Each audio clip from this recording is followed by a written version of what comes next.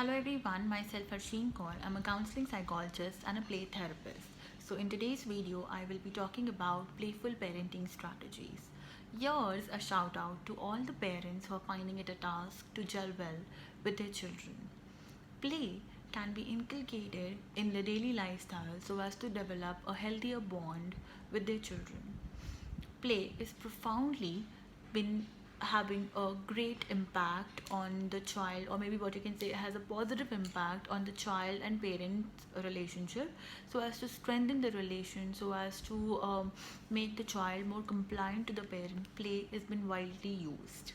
Now we talk about the various strategies that can be inculcated in the daily lifestyle by the parents to develop a healthier bond with their children. The very first strategy is silly is as silly does. So, it's very important to take out sounds of various objects, various animals, various things present in the environment in a very playful manner, so that the child is attracted towards the parent, and the child therefore maybe gives certain amount of attention which the parent is desiring for at that particular time.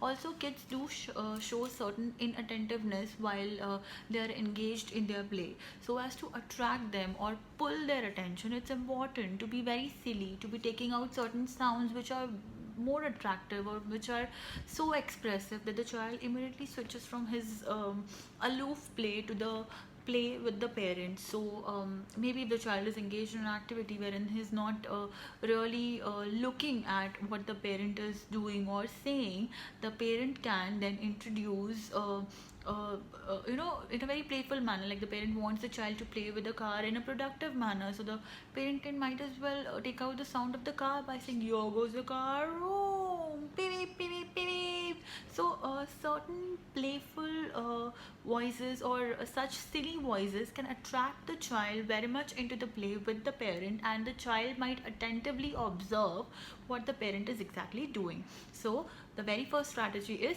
silly is as silly does. Another strategy could be anything that is present in the environment can be a puppet. So a puppet play is something that attracts the child a lot, but just the puppet play to inculcate words in child, or for the child to understand what are different things happening around, is not enough. For us to stop the child for doing certain behaviors, it is also important for a parent to be using certain things. Now if the parent directly goes and stop the child, the relation might as well get hampered, and the child might not really feel good about the parent then. But the puppet can become anything that is present in the environment. It could be a toothbrush, it could be a shoe. So for instance, if the child is not ready to brush and the parent wants the child to brush, obviously for having healthy teeth, so the parent then turns the toothbrush into a puppet and says, here's a stick, it's such a strong stick and it wants to go in your mouth. It says it wants to go in your mouth and do rub, rub, rub, rub, rub, and then it's going to come out and make your teeth so strong. Look at this stick, this is so strong. So in such a manner, the parent can turn a toothbrush into a puppet, wherein the puppet is talking and is wanting to go inside the child's mouth so as to clean and make it stronger.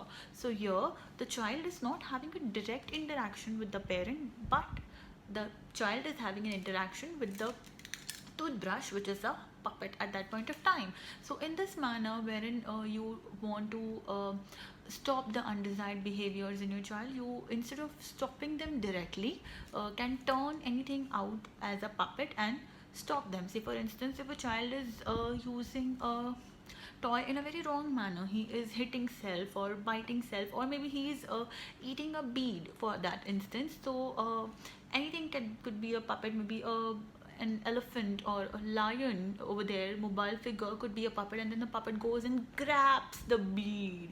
You cannot eat it. The lion is eating it, the lion wants to eat it, you cannot eat it, or the lion took it away. So in this manner, you can stop the child from doing certain things, not directly but by the medium of using a puppet. Yeah, so far we spoke about two strategies to engage children better at home and to grab their attention during play so as they don't inculcate more in self play and get attracted towards the parent and play with the parent. The another strategy that I will now be talking about is strategy in which the parent can turn the routine activities in a very playful manner. So when we talk about turning the routine activities in play, it is not actually playing with the child and then just keeping the routine aside. When we talk about inculcating play in the routine activities, it is doing the routine activities but making it in a happening manner. So maybe if the parent takes the child along for grocery shopping, the parent can make a list of items that the parent wants to buy from the market and stick the figures aside. Maybe the parent can cut out the put the cutout of a toothpaste, a cutout of a lace packet, or maybe draw a figure of that sort and then present it to the child. Now the parent needs to instruct the child, as soon as we enter the mall, I'm going to hand this over to you, and your job is to look at the list and search for the objects that are there in the list and get them and put them in the basket. Now this is going to stop the indulgence of the child into unnecessary activities, into the activities which are not really desired by you for your child to be doing it in the mall or in such a situation, so as to make it a very interactive and a very playful way of buying stuff. This can be done. Another thing could be setting table together. I have spoken about this in my previous video also, that doing activities together, taking child's help to get stuff done really strengthens the child and parent relation a lot. Yeah. So now talking about the next strategy, that is setting aside a special playtime for your child. It is important for the parent to also follow the child's lead. Until now, we spoke about strategies wherein the child was also expected to comply with the parent during the play. But then in the special playtime, it is solely going to be the child's decision so as to what game the child wants to play and in what manner. The rules are going to be of the child and the parent has to follow them as the child says. So prior, the parent gives the instruction to the child saying that the next 30 minutes I'm going to follow whatever you're going to say and I'm going to do whatever thing you ask me to do in a very playful manner. Then the parent asks the child to choose out of many activities what exactly is the child wanting to do, and say for instance the child picks up the paper and the pen and asks the parent to draw five fruits maybe, or to draw five transport vehicles. Then the parent has to follow the instruction and get the thing done. So here the instruction given by the child or the things that the child select to play from has to be respected by the parent in first place, and secondly the parent needs to follow them. Yeah, so the special playtime helps the child to build a better bond with the parent and gives a sense of leadership to the child, that yeah, even I can host a game, even I can lead a particular task. So yeah, here were few activities or few strategies which can be inculcated by the parents in the daily lifestyle so as to develop a playful parenting.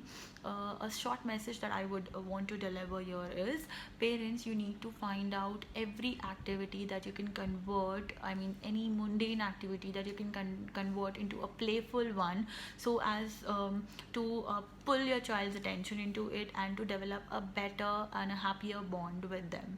Thank you. Happy playful parenting.